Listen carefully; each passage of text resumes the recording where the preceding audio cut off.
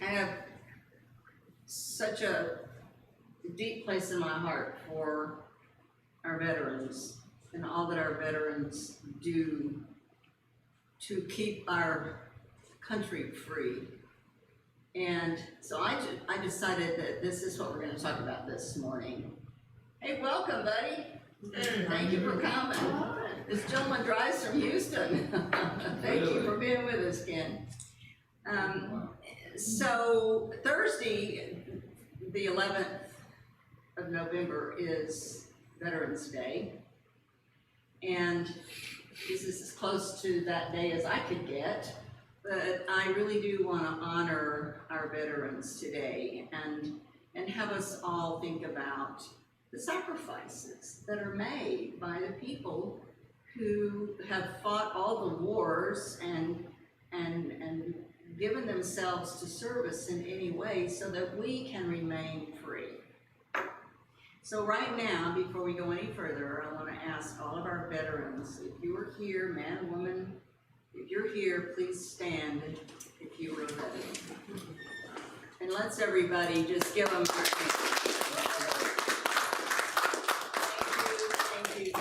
thank you. I really mean that from the bottom of my heart. Our Declaration of Independence states that a government should be run by the wishes of the people, for the people. The document that we call the Declaration of Independence, and all that it stands for, means freedom for the United States of America and all of its citizens. But as Tripp pointed out to me this morning, out of the 245 years that we have been independent, 227 of those years have been in wars. That is a huge sacrifice of human beings, of their time and of their service and of their lives, so that we can enjoy freedom. And I don't ever want us to take that for granted for even a moment. Freedom is the main reason we celebrate the 4th of July. It's also why we celebrate Veterans Day and Memorial Day. And each time that we do, I try to urge people to think about what day really means. Yeah, it means a day off. Some of it means some of you don't have to work that day. But what does it really mean? And how precious is our freedom? So today, really, for me, is about celebrating the men and the women who have fought in every war to keep us free. It is a God-given right of every human being to be free. We were born to be free. And when our freedoms are taken away from us, or threatened to be taken away from us, it's taking away a God-given right. And that's why people fight for it. Because deep within us, we know that is who we were born to be. We were born to be free. In this country, we have enjoyed freedom, though it has meant many sacrifices by many people in its service. But we've enjoyed freedom to live our lives as we choose, celebrate the way we see fit. We're free to worship wherever we choose. We're free to believe the way we want to live in this world, where we want to live. We're free to come and go and travel. We're free to say what we want without fear of repercussion. We're free to spend our money the way we want, unfortunately, for some of us. We do still pay taxes, of course, but we have to be constantly thanking God for our freedoms and for the people who have made it so that we can be free. These freedoms haven't come easy, as Tripp pointed out, 227 years of wars out of 245. That freedom didn't come easy. Those freedoms have been hard fought to protect our own shores and our own form of government. And although we're free, let us not think for even one moment that that gives us the right to intrude on other people's freedom. We must be respectful of all people. So some of you will celebrate where you work, may celebrate a holiday this Thursday, and for others it's not a holiday. But my request is that on Thursday you stop and you realize why this is a holiday, a federal holiday, and what we have to gain in our own lives for the sacrifices that each of you who stood today have made.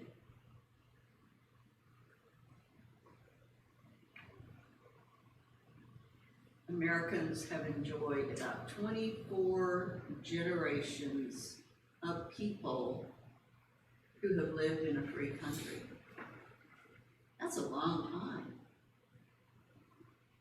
Perhaps that makes it easy for us after all these years and all these generations to take it for granted. Because for most of us and our ancestors, we've known nothing else. However, we must never take our ability to be free for granted. Nor do we want to take our men and women of the armed forces for granted. And even those in our country's history who were not free have fought alongside the rest of us to be free and fought in wars to gain freedom for us all and to keep the freedoms that we enjoy. There's a freedom that rings true in every heart. There's a freedom that is more real than what we may be seeing taking place in the world around us right now. But I want to repeat, this is a freedom born in us. We are born to be free. We fight to be free. It's our God-given right. It's our true nature. The Creator that created us has given us a freedom of heart and mind and spirit that supersedes any outer appearances. And we do fight for that.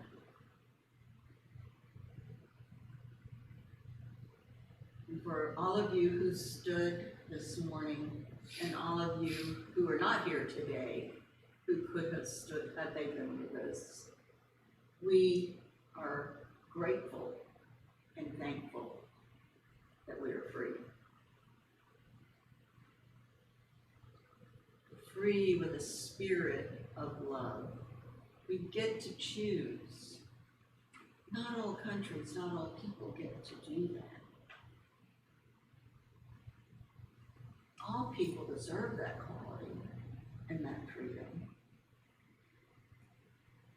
And we all want to remind ourselves to live by the golden rule. The golden rule is do unto others as you would have others to do unto you. If we could just remember that one thing, we wouldn't need to go to church on Sunday. We wouldn't need religion. We wouldn't need spirituality. We would just remember to do to other people what we would want done to us. What an amazing world this would be. Having my freedom doesn't give me the right to infringe on other people's freedom. So it's today when we honor all the veterans of wartime and peace, those who have served so valiantly. Most of you chose to serve. We haven't had draft in a long time. So many of you who served did so because you chose to, because something within you called you to be a part of that which keeps us free.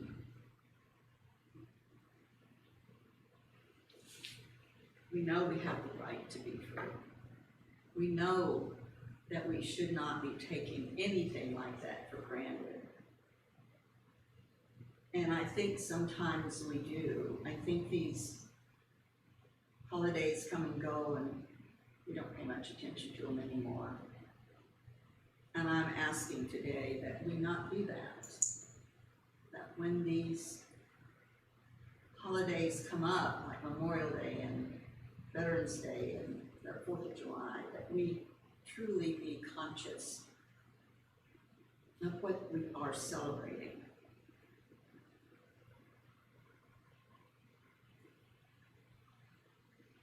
You know, as I was writing this and I realized, we're talking about freedom, and all of you who stood up because you were in some form of a service, you gave up freedoms too. The time that you served, you weren't free. Many of you were not with your families. Your families sacrificed as well. Many sacrifices were made for our freedom. And I really want us to be conscious of that. And of course, I would like us to celebrate our freedom every day. Freedom that we have to think our own thoughts, worship where we want to, have the ability to be verbally and actively sending love and being love, and not having the fear that we have to be quiet or hide things or do things a certain way, as so many people around the world have to do.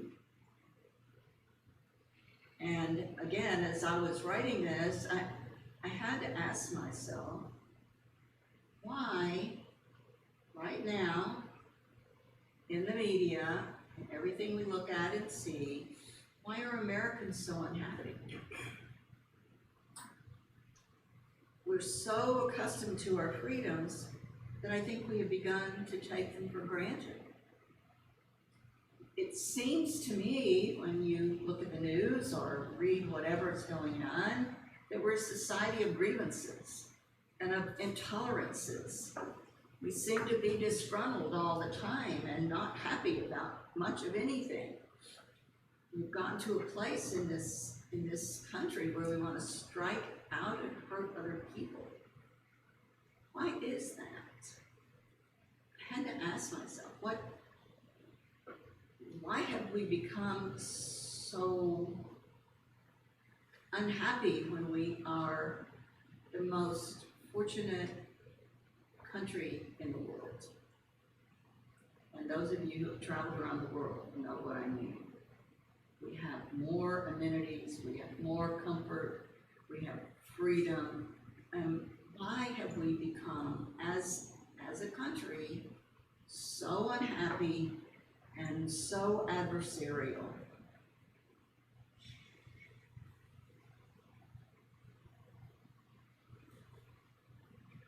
Part of what I thought was, it has been those 24 generations. That's a long time for people to live in freedom and get used to it and take it for granted. It's a long time. None of us alive, none of our ancestors alive that passed down stories to us, unless they were an immigrant from another country, could say anything except how blessed we are to have been free, thanks to all of you who stood and all the others. We enjoy what most of the rest of the world does not enjoy, and we must never forget that. The moment we begin to take our gifts and our good fortune for granted and stop being grateful for what we have, it will be taken away. You know that. We talk about this almost every Sunday because we live with this law called quantum physics. It gives us exactly what we believe, exactly what we speak, exactly what we think, and exactly what we do. quantum field does not pick and choose what thoughts it will give form to. It will give form to your thoughts, good or bad. It gives us exactly that. And so one of the things we have to do is remember to be conscious. Conscious at all times. What are my thoughts? What am I thinking right now? What is the primary cause of what I don't like right now, my human suffering right now? What is going on in my consciousness? And the true definition of the word consciousness is it's our perception of life. What is your perception of life? How do you see life? How do you perceive yourself and your world? Do we see ourselves as helpless and hopeless human beings? Or do we see ourselves as a powerful spiritual being, made in the image and the likeness of that which created us? That which created us endowed us with creative powers. And those creative powers give us endless possibilities. So, be conscious of what you're thinking. Do you look at your life as the glass half full or the glass half empty? Do you smell the roses along the way? Before we started, Lynn sang, "What a wonderful," and you played, "What a Wonderful World." Do we really stop and smell the flowers? Do we really take time to observe the sunrises and the sunsets? There's nowhere on earth that we have more beautiful sunrises and sunsets than right here in Rockport, Texas. Do we have a gratitude attitude about every moment of the life that we've been given? That is the consciousness we want to cultivate.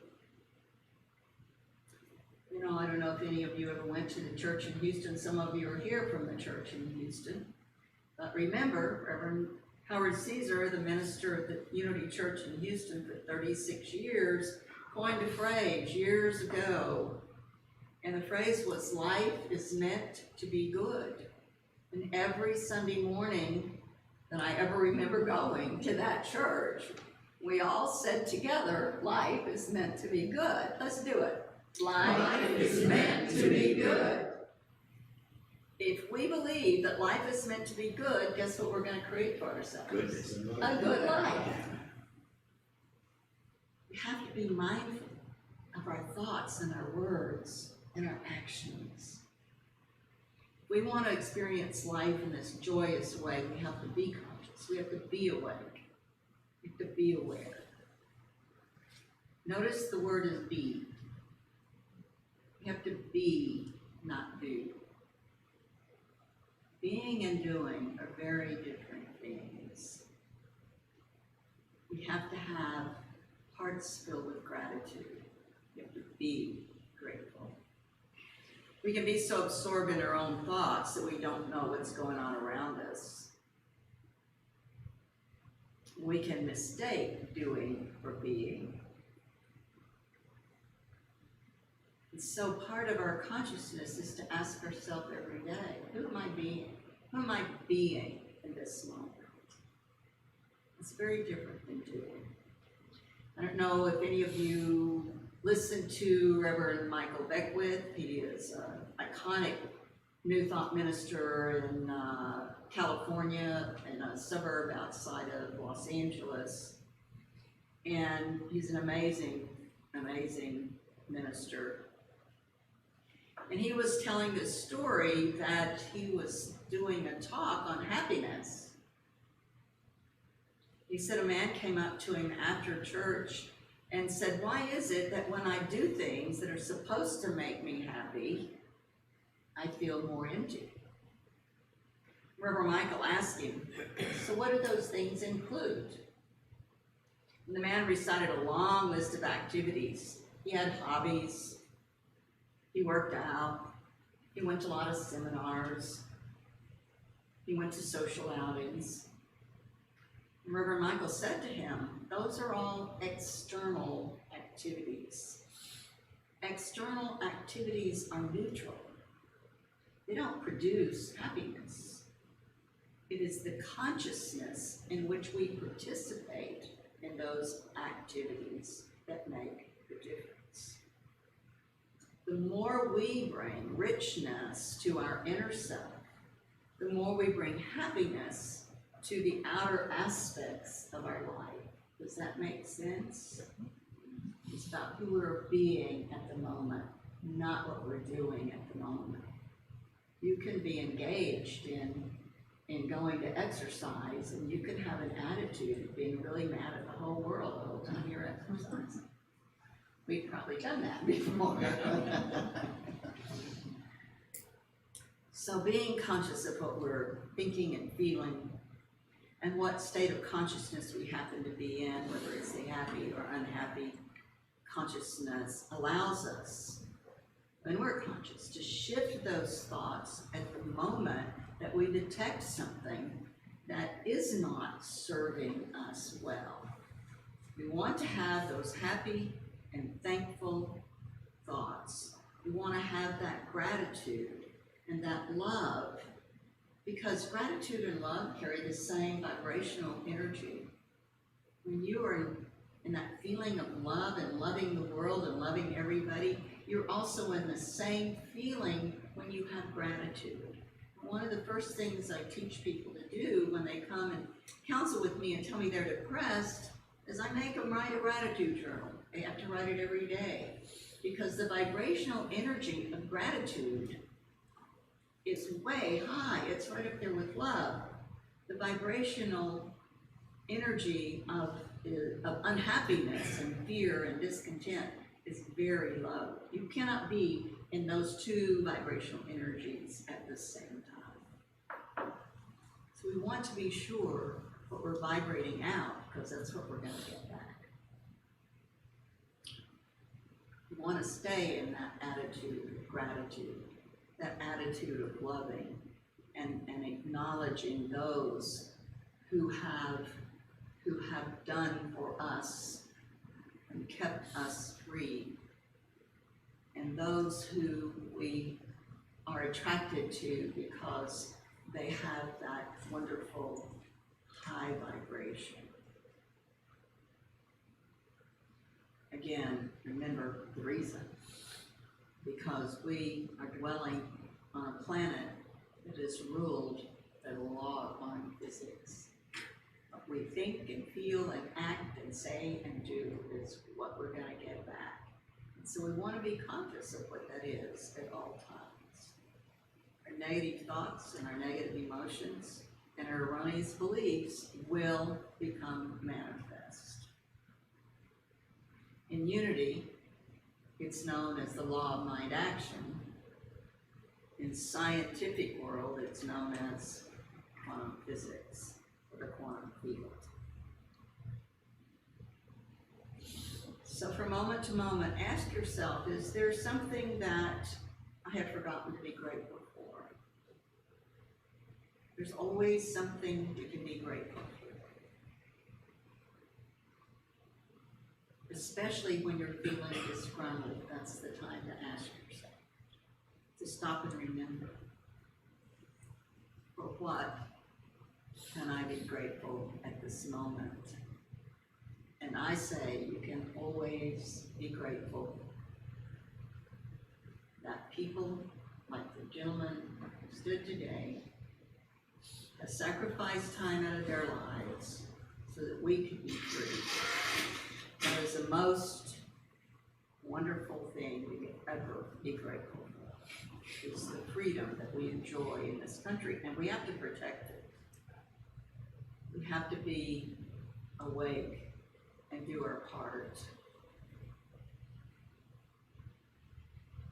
And always remember the thousands and thousands of 227 years of wars, of the men and the women who have gone to war to fight for your right to be free.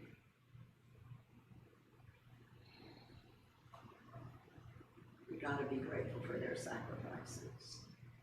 got to protect the rights that we enjoy in this country that the men and women of uniform have protected for so many years, so that we may still be free and still vote the way we choose, without fear, to speak up, to say how we feel. We must always remember how blessed we are to live in America.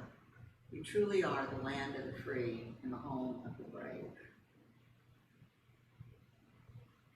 So this Thursday, when it rolls around and we're all really, really busy, take a little bit of time to say a prayer of gratitude for those hundreds of thousands of men and women over the years who have sacrificed so much so that you and I could, after 245 years, still be free. So let's move now into a time of reflection. Just think about what we've said today.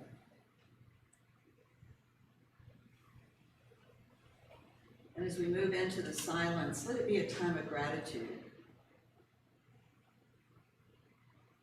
Think of those who stood today and all the others, so many more, who sacrificed their lives to defend ours,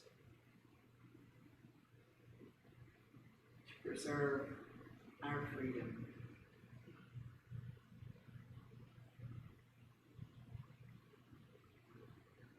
Feel that gratitude in your heart right now at this moment.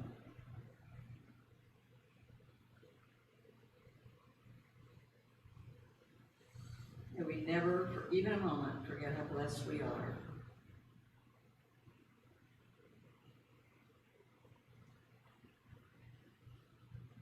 May we never take freedom for granted.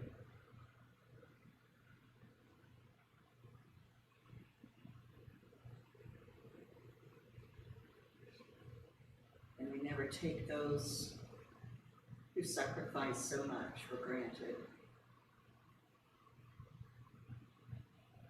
Those who served on our behalf, so that we may continue to enjoy and cherish being free.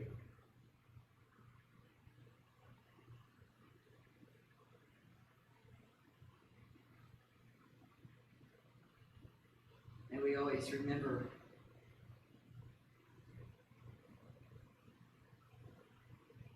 the most important spiritual lesson we'll ever learn.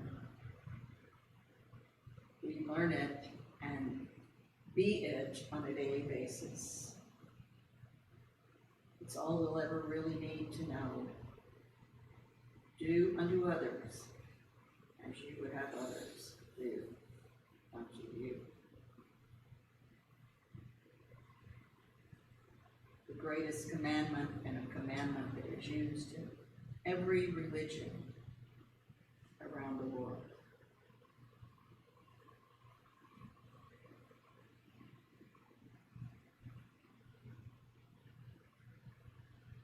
Perhaps the times we live in make it more important than ever to not take anything for granted.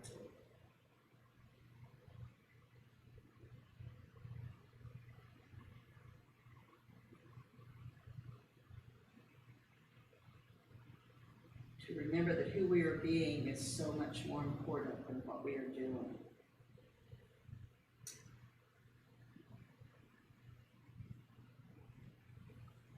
Let us choose to be a light in the world. Let us choose to be joy. Let us choose an attitude of gratitude at all times. And when those days come and we feel a little out of sorts and a little disgruntled, let us remember to be conscious and to change that thinking so that we don't manifest those feelings and thoughts into our lives.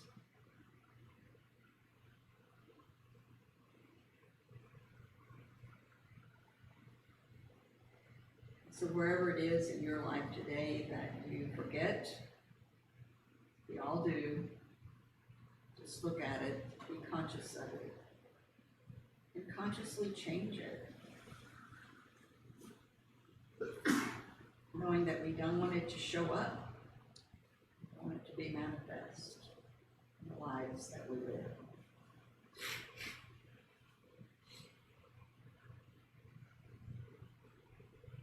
So this time of reflection, we bless this day. We bless the freedom that we enjoy in this country. Bless those who have helped to make it so.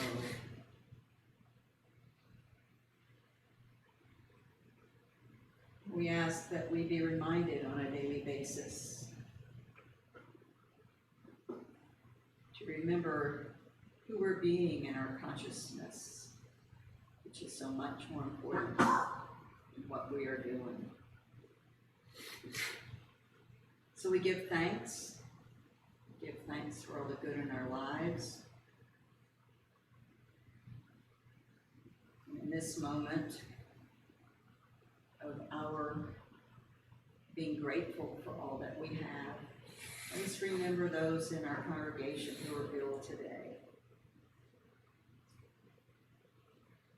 We hold them in love and light. We see them in a healing light surrounding them.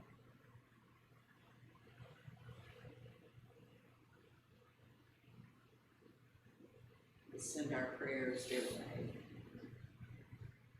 for speedy recoveries.